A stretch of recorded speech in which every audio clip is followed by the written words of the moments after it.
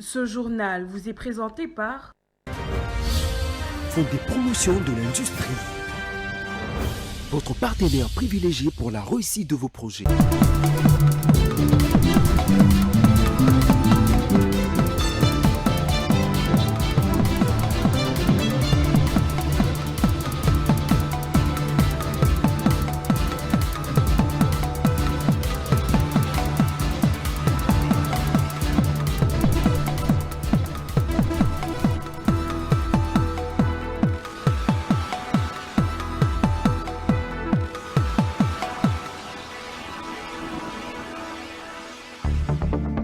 Au sommaire, clôture ce mardi 18 mars des ateliers du mouvement pour la justice climatique en République démocratique du Congo. Le but de cette activité était de trouver des conclusions afin de pallier aux problèmes climatiques dans le pays.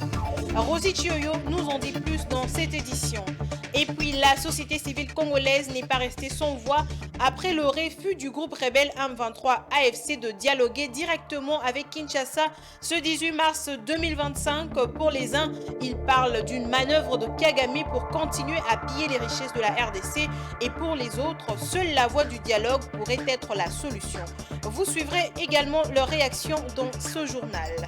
Et puis à l'international, le Nigeria enregistre une diminution de 3,1% de sa dette au cours des 2 premiers mois de 2025, ce qui s'accompagne d'une légère hausse des transferts de fonds reçus. Très heureuse de vous retrouver, mesdames et messieurs, bonsoir et bienvenue dans cette grande édition. Le refus du groupe rebelle M23 de prendre part au dialogue direct entre Kinshasa et le groupe rebelle M23 AFC prévu ce mardi 18 mars suscite des réactions. Les dernières en date sont celles de Prince Epenge et Jonas Tchombela, respectivement cadres de la plateforme Lamuka et coordonnateurs de la nouvelle société civile congolaise. Jonas Tchombela parle d'une manœuvre de Paul Kagame pour continuer à piller nos richesses, tandis que Prince Epenge continue de croire que seul le dialogue peut résoudre les différentes crises de notre pays. Patience Lokeke. La raison évoquée est les différentes sanctions infligées par l'Union européenne, lesquelles entraveraient, selon leur communiqué récemment publié, le processus de paix. En réaction, Jonas Tchombela parle d'une manœuvre dictée par Paul Kagame pour continuer à piller les richesses de la RDC. L'absence du M23 aux discussions de Luanda est une manœuvre dictée par Paul Kagame pour poursuivre l'occupation et le pillage de richesses de la RDC.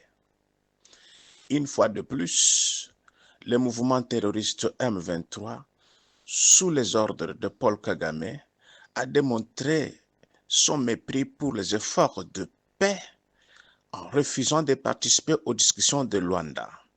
Ce refus rappelle étrangement l'attitude de leur maître, le président rwandais Paul Kagame, qui avait brillé par son absence aux précédentes rencontres de médiation en décembre dernier. De son côté, Prince Epenge, cadre de la Mouka, continue de croire que seul le dialogue peut résoudre les différentes crises dans notre pays.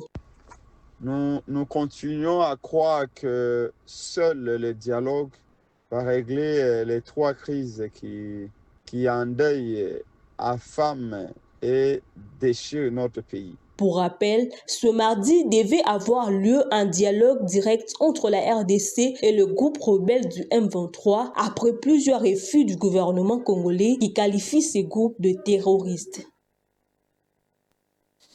Et puis, l'ex-président Joseph Kabila accuse l'actuel président de la RDC d'être à la base de la crise actuelle. En même temps, Joseph Kabila soutient que Félix Tshisekedi est également la solution à la dite crise. Il l'a dit à la presse sud-africaine au sorti d'une audience lui accordée par l'ancien président sud-africain Thabo Mbeki dans Momat.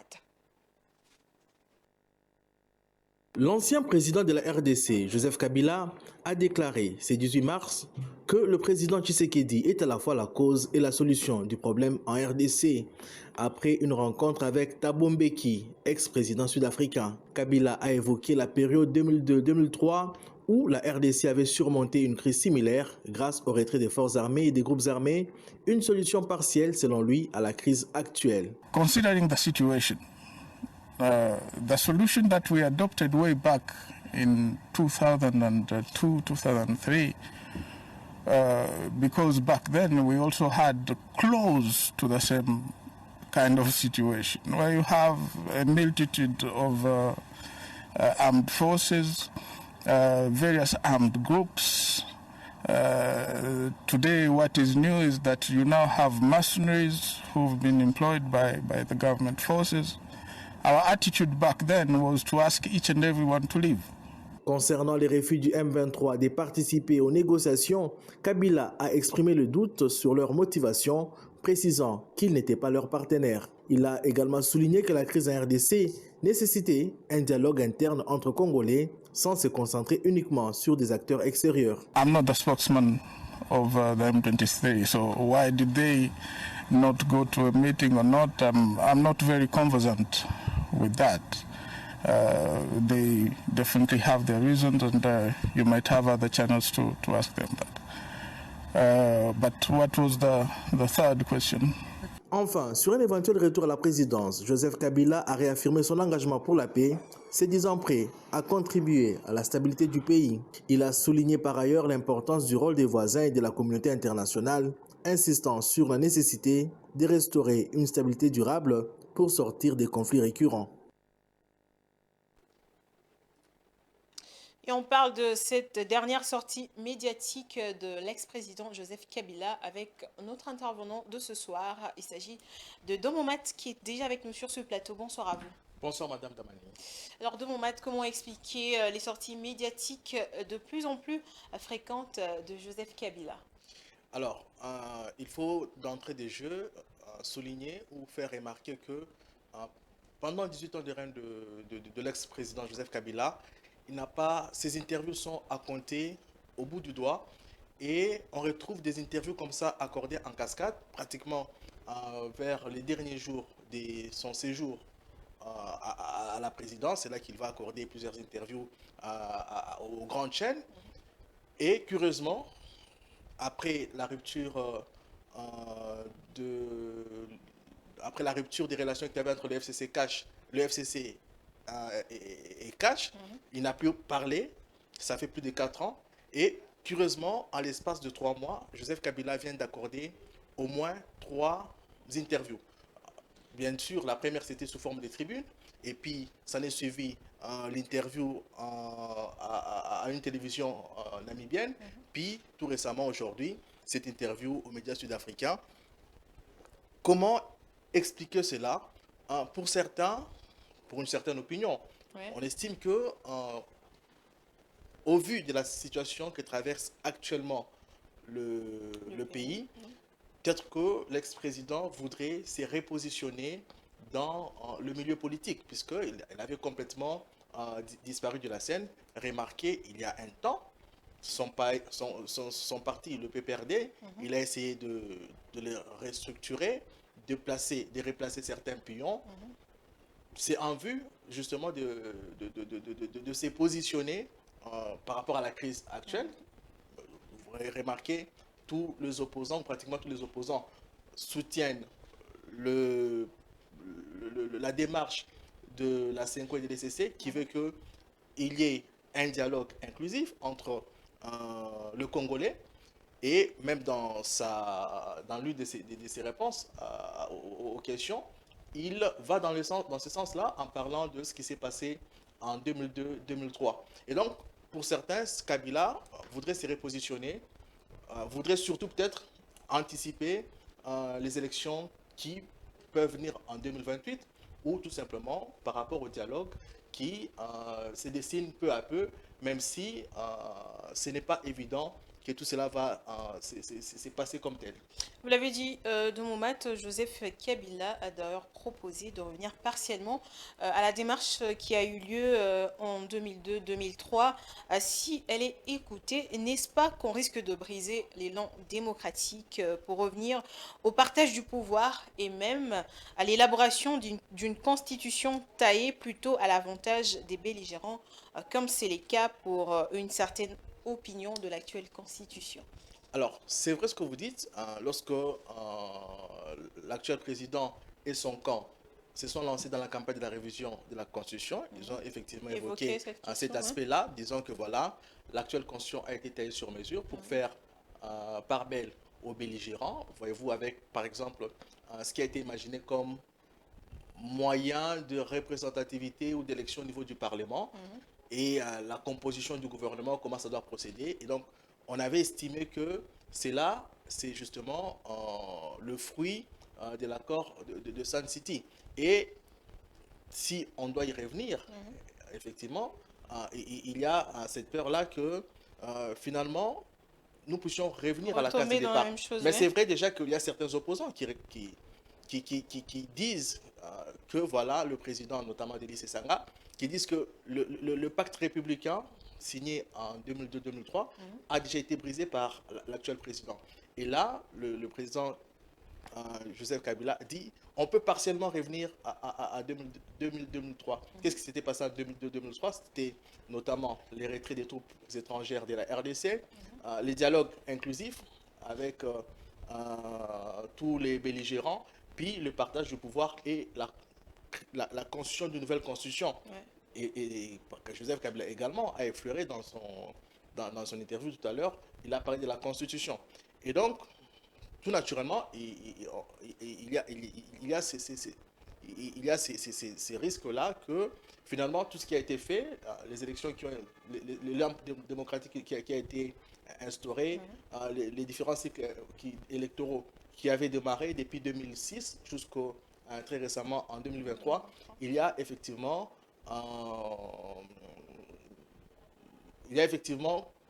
lieu d'avoir à craindre que tout cela soit mis dans le placard pour que nous puissions recommencer autre chose avec le même système qu'avant, partage du pouvoir, dialogue, partage du pouvoir, de nouvelles lois. Et pour beaucoup, cela en fait n'avancerait pas le Congo. On va revenir à la case de départ, si tel est le cas. Mais que voulez-vous, aujourd'hui, par exemple, tout le monde, la communauté internationale nous pousse à dialoguer pousse la RDC à dialoguer avec le M23, le CC et la CENCO poussent le président et tout le monde, tout le Congolais, à dialoguer entre eux. Dialoguer, mais à quel prix? Quand on dialogue, c'est pour trouver un nouveau consensus. C'est on part d'un fait, c'est qu'il y a crise, et une des façons de régler cette crise, généralement, on est habitué à ça, c'est le partage de pouvoir, puisque même lorsque vous prenez les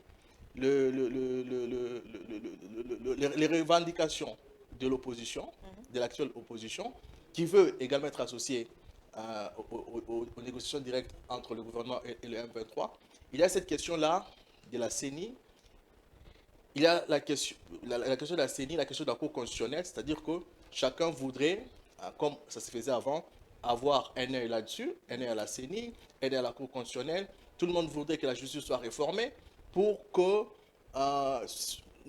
lorsqu'il y aura élection, que tout le monde puisse partir sur des bases égales afin de compétir en toute légalité et sans qu'il y ait favoritisme. Et donc, si on regarde les choses dans cette perspective-là, on voit justement qu'on court, ça peut ne pas venir aujourd'hui ou demain, mais on voit très clairement qu'on court vers ces murs-là, des dialogues, de partage de postes et des nouvelles élections.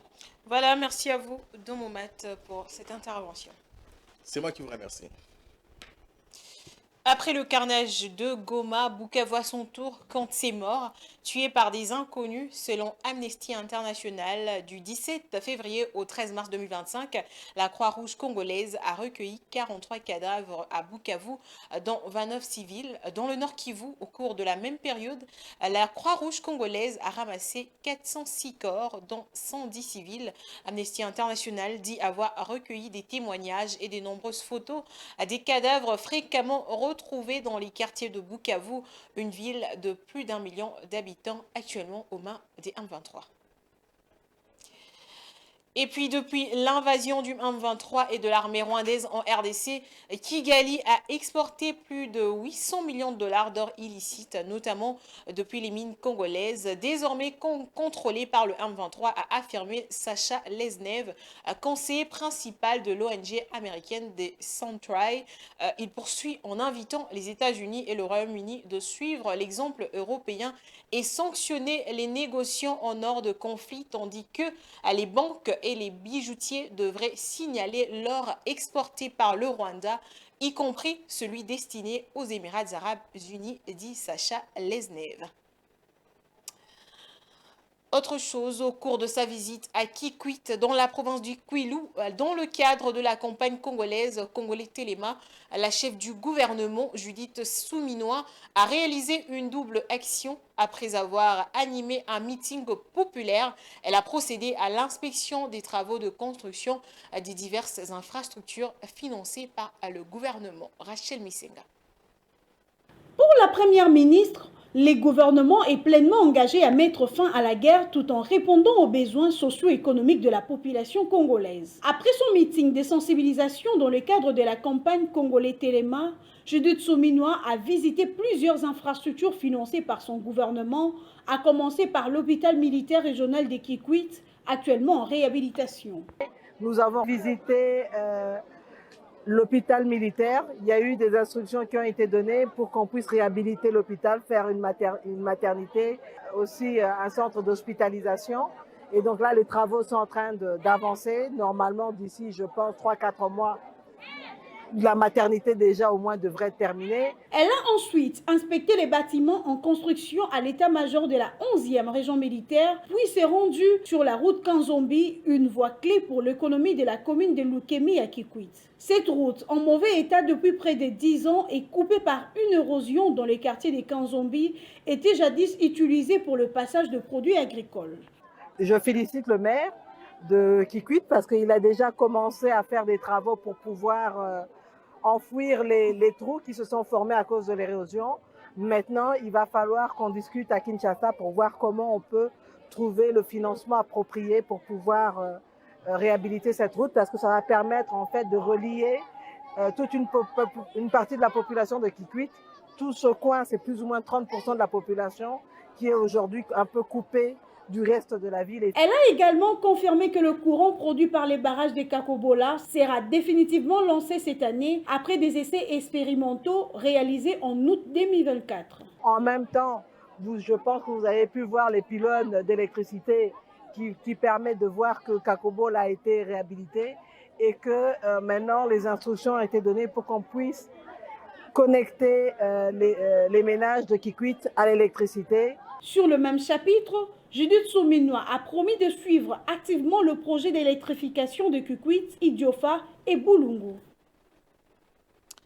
L'entreprise australienne AVZ Minerals annonce avoir remporté une victoire juridique contre la RDC et la société chinoise Zijin Mining sur les droits de la mine de lithium de Manono. En plus de cette annonce, AVZ dit être en pourparlers avec des parties américaines afin de lever des fonds pour procéder au développement de son projet dans le sud de la RDC. Patrick Ilunga pour d'amples détails.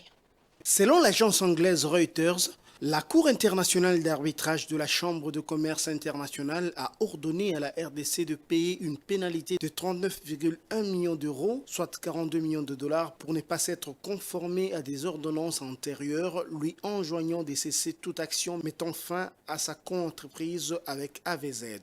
AVZ Mineral détenait initialement le permis de développement du projet Manono, l'un des plus grands gisements de lithium en roche dure au monde, qui a été révoqué en 2023 par le ministère de Mines de la RDC au motif que l'entreprise n'avait pas développé le projet assez rapidement.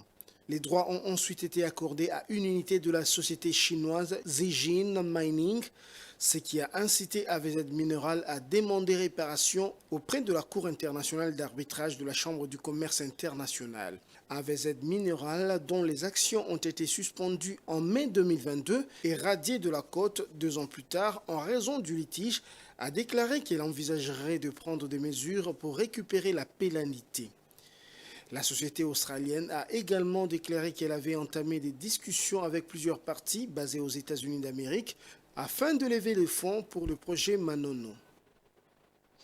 Ouverture mardi 18 mars 2025 à l'hôtel Sultani à Kinshasa de l'atelier national sur les modes alternatifs de résolution des conflits.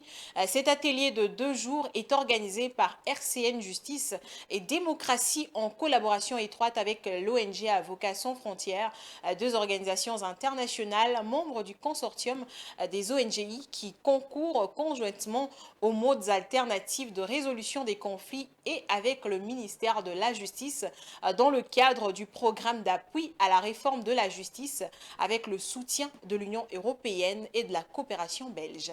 Théodore Ngandou et Stanisamba étaient sur place.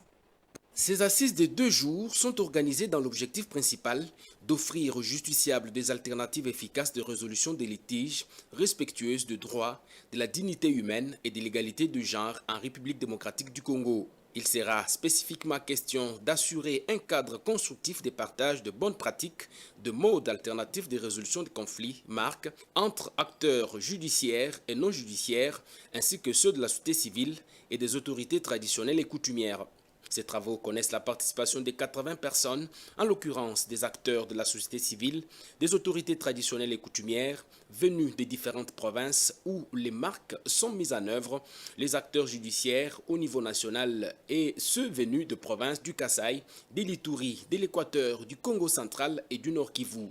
Dans le mot conjoint de bienvenue, le directeur pays de RCN Justice et Démocratie, Hugo Djombwe, a remercié le ministère de la Justice, l'Union européenne, la coopération belge et les différents délégués qui n'ont ménagé aucun effort pour appuyer cette initiative et rejoindre les travaux qui s'ouvrent ces jours. Les modes alternatifs de règlement de résolution des conflits ont pu être développés dans différentes provinces avec en ligne de mire quelques points clés.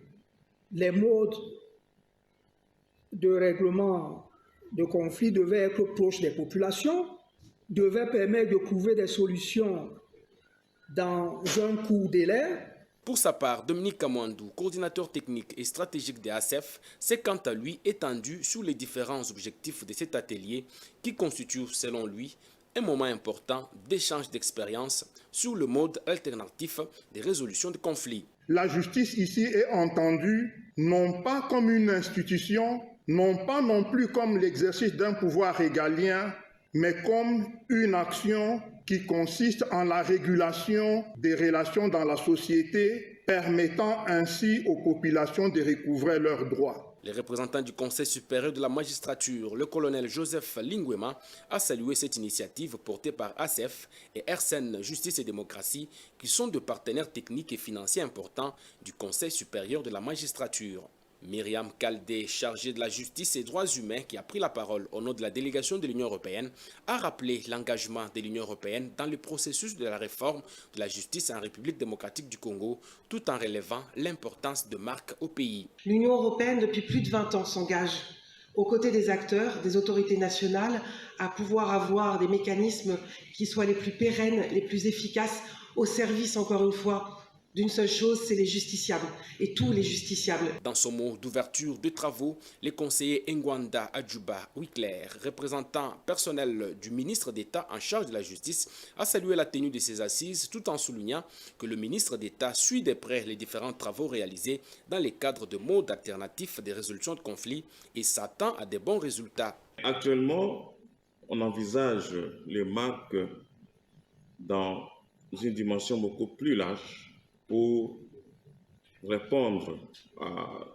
aux différents conflits que nous avons dans notre pays, les conflits de territoire, des conflits de succession, d'autorités coutumières et tant d'autres. Signalons qu'en République démocratique du Congo, depuis plus de 10 ans, RCN, Justice et Démocratie et Avocats sans frontières développent des modes alternatifs de résolution de conflits, MARC, conformément à la politique nationale de la réforme de la justice de la RDC, et cela à travers son plan d'action prioritaire 2021-2023, inscrit dans le cadre du programme d'appui à la réforme de la justice. La deuxième édition des ateliers du mouvement pour la justice climatique en République démocratique du Congo, qui avait débuté ce lundi à l'hôtel Selton, organisé par Greenpeace Africa, s'est clôturée ce mardi. Ces ateliers ont été organisés dans le but de faciliter un dialogue entre différentes parties prenantes en ce qui concerne les questions liées au changement climatique, pour ensuite trouver des conclusions afin de pallier aux problèmes climatiques en RDC. Au cours de ces 2 journées d'échange, les participants ont engagé des discussions approfondies sur les impacts potentiels du couloir vers Kivu-Kinshasa, prévu pour concilier la préservation de la biodiversité, la lutte contre le changement climatique et les développements socio-économiques des communautés locales. Cependant, des préoccupations majeures ont été soulevées concernant le droit humain des communautés locales et des peuples autochtones. Nous avons été motivés justement par l'ampleur de ces projets qui représentent beaucoup d'impact potentiellement sur les droits de communautés et peuples autochtones. Pour nous, dans le cadre du mouvement pour la justice climatique, il était important que nous puissions convier tous les acteurs et parties prenantes à cette rencontre d'échange surtout, afin de réfléchir ensemble sur ces projets, sur ces impacts, sur ces enjeux, et aussi voir comment nous pouvons identifier certaines actions possibles et aussi élaborer une stratégie claire de plaidoyer pour justement concourir à la requalification de ces projets. Au cours de ces activités, les représentants de la société civile n'ont pas manqué à signaler un défaut congénital dans la conception de cette initiative, pointant du doigt l'absence de participation des parties prenantes lors de sa conception. Selon eux, cette omission soulève de sérieuses interrogations sur la légitimité et l'équité du projet. Nous les déplorons toujours, nous les acteurs de la société civile, nous déplorons que ces couloirs est né avec un défaut congénital. Et quel est ce défaut? C'est la non-participation de toutes les parties prenantes. Aujourd'hui, la société civile, le secteur privé et voire même d'autres administrations sectorielles ont relevé le fait qu'ils n'ont pas pris part à la construction de ces projets. Au terme de cette activité, les différents participants n'ont pas manqué de s'exprimer. Je suis très contente de participer à cette activité parce qu'il y a des échanges sur les questions qui nous touchent, les questions de justice climatique et les questions de changement climatique en général.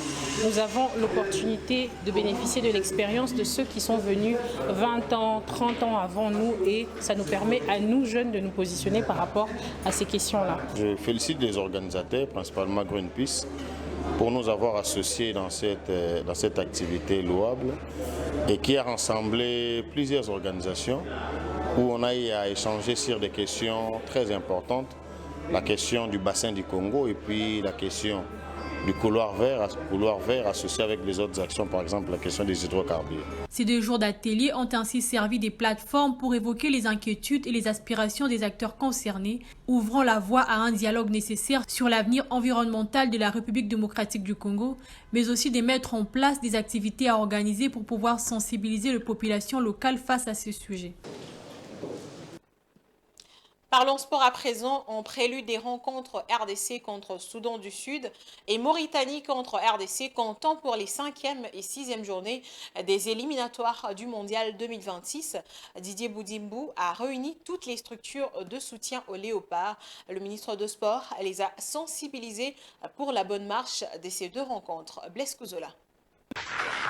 C'est au gymnase Mutombo Dikembe de Kinshasa que le ministre de Sport et Loisirs a organisé la réunion préparatoire en prévision des rencontres RDC-Sud-Soudan de ce vendredi 21 mars à Kinshasa et Mauritanie-RDC qui aura lieu à Nouakchott le 25 mars 2025, comptant pour le 5e et 6e journée des éliminatoires de la Coupe du Monde 2026. Devant une foule acquise à sa cause, Maître Didier Boudimbo a sensibilisé les sportifs à rester focus sur l'objectif de la République démocratique du Congo, qui est la qualification pour la prochaine Coupe du Monde 2026. Situation sécuritaire oblige, le patron de sport a encore sensibilisé les sportifs à rester mobilisés derrière le président de la République, chef de l'État Félix Tshisekedi, qui se bat pour rétablir la paix en RDC. Il a également appelé à la vigilance avant, pendant et après les matchs. Réceptifs, les sportifs réunis au sein de plusieurs structures de soutien aux léopards, les anciens léopards, toutes générations confondues et dans les deux versions, les journalistes sportifs et les groupes d'animation ont promis d'accompagner l'équipe nationale de la République démocratique du Congo. Allons à présent en dehors de frontières de la République démocratique du Congo avec cette page internationale.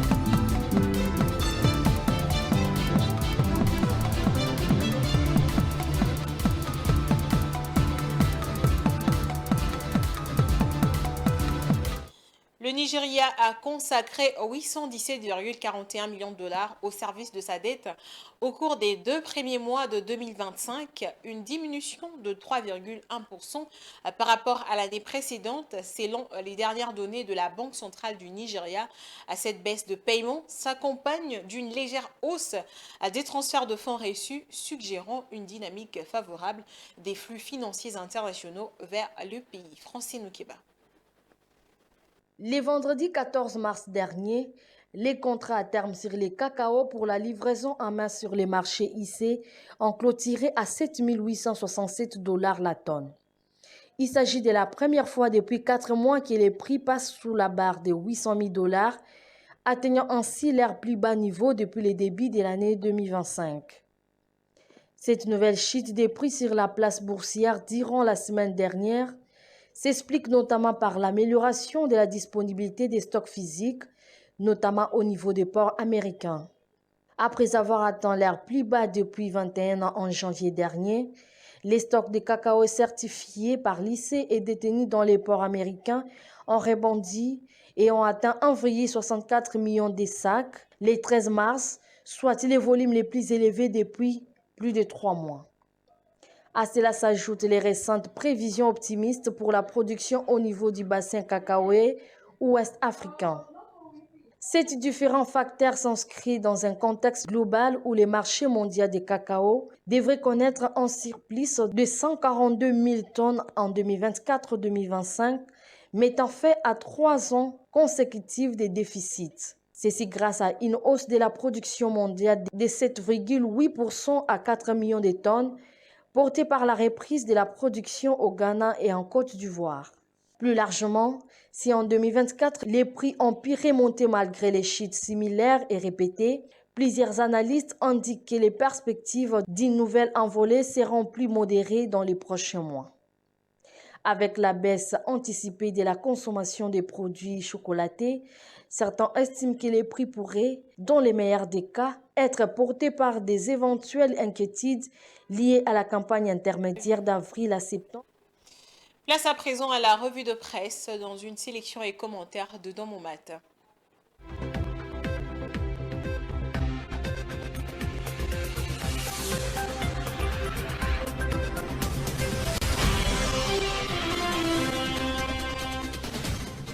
Mesdames, Messieurs, bonsoir.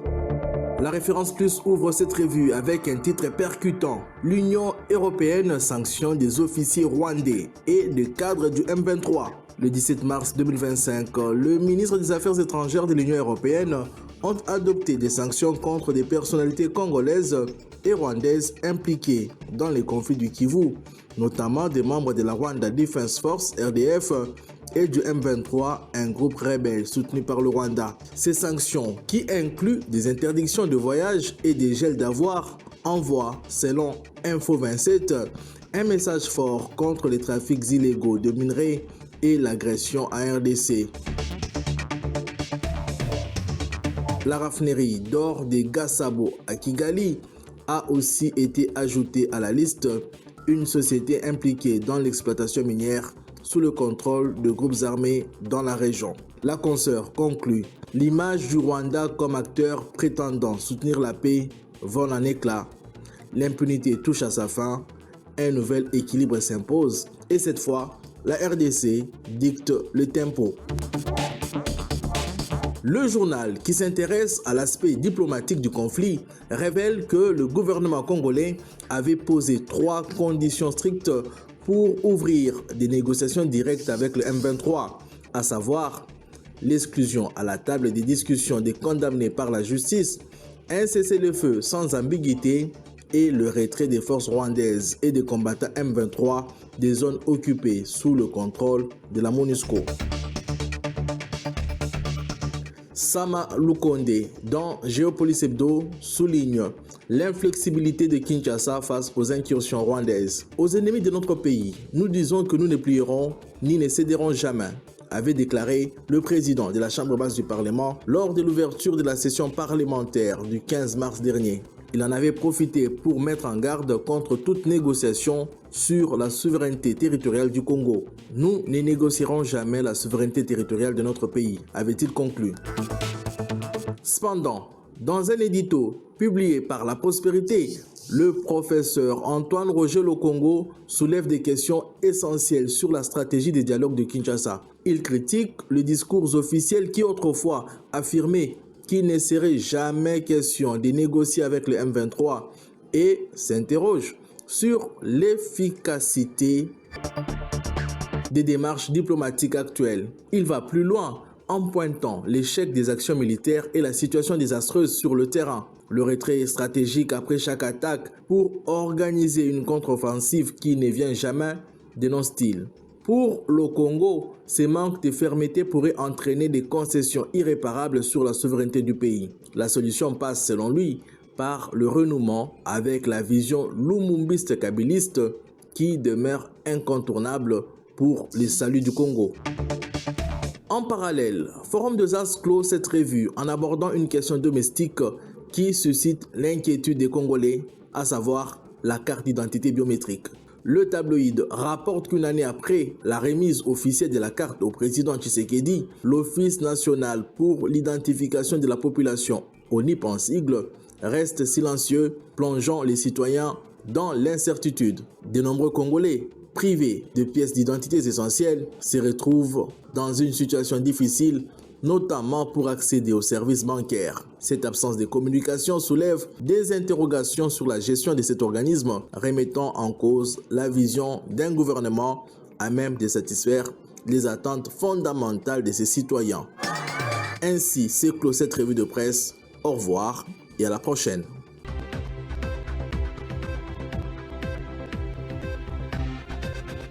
Ce journal est terminé. Place au rappel des titres. La société civile congolaise n'est pas restée sans voix après le refus du groupe rebelle M23 AFC de dialoguer directement avec Kinshasa ce 18 mars 2025. Pour les uns, ils parlent d'une manœuvre de Kagame pour continuer à piller les richesses de la RDC et pour les autres, seule la voie du dialogue pourrait être la solution. Vous avez suivi leur réaction dans ce journal. Et puis clôture ce mardi 18 mars des ateliers du mouvement pour la justice climatique en République démocratique du Congo. Le but de cette activité était de trouver des conclusions afin de pallier aux problèmes climatiques dans le pays.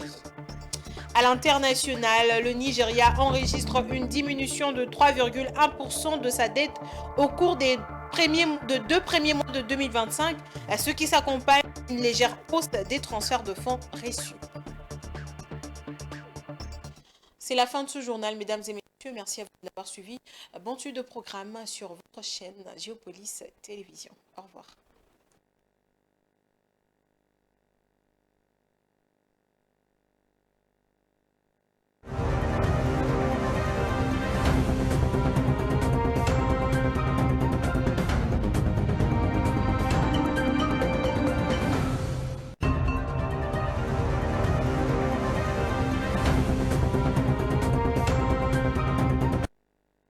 Ce journal vous a été présenté par Fonds des promotions de l'industrie, votre partenaire privilégié pour la réussite de vos projets.